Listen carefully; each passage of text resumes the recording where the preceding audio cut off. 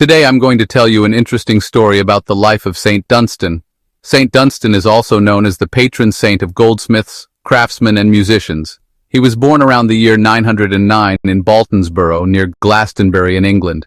He grew up in a family with noble class and had close ties to the royal courts of England. When he was young, he was recognized as a gifted child with talents in music and art. He loved learning and quickly developed talents in painting and metalworks. This blend of creativity and devotion would mark his life in a special way. Later, he was sent to study at Glastonbury Abbey, where his natural gifts and discipline began to grow. Then his talents caught the attention of King Athelstan's court, where he was invited to serve. But life at the royal court was unpleasant for him. Many of the king's advisors grew jealous of his talents and falsely accused him of practicing witchcraft. After he was dismissed, Dunstan entered monastic life and became a monk at Glastonbury, where he devoted himself to prayer and craftsmanship. In his workshop, he combined his love of craftsmanship with his faith, creating bells, crosses, and illuminated manuscripts. One well-known story of him tells the time when the devil tried to tempt him.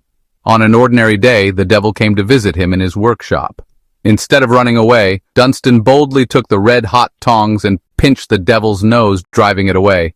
This famous story also became the reason why in some of his images, Saint Dunstan is often portrayed as an archbishop holding a blacksmith's tongs. Later, King Edmund appointed him abbot of Glastonbury around 943, entrusting him with the reform of monastic life. Dunstan brought discipline, prayer, and learning back to the abbey, making Glastonbury a center of renewal. He also served as counselor to several English kings, including King Edgar. In 960, he reached the height of his calling by becoming Archbishop of Canterbury. Here, he reformed the church in England, insisting on clerical celibacy and strengthened monastic communities. Many considered him not only a spiritual father, but also a guiding force for the peace and order. Despite his high position, Dunstan remained a monk at heart. He lived simply, prayed often, and continued his crafts when he could. He composed music for the church and never abandoned his devotion to art as a form of worship. In his later years, Dunstan gradually withdrew from public life. After King Edgar's death, his influence lessened, but he continued to serve faithfully as archbishop. On the Feast of the Ascension in 988, after celebrating Mass and preaching one final sermon to his people, he quietly passed away.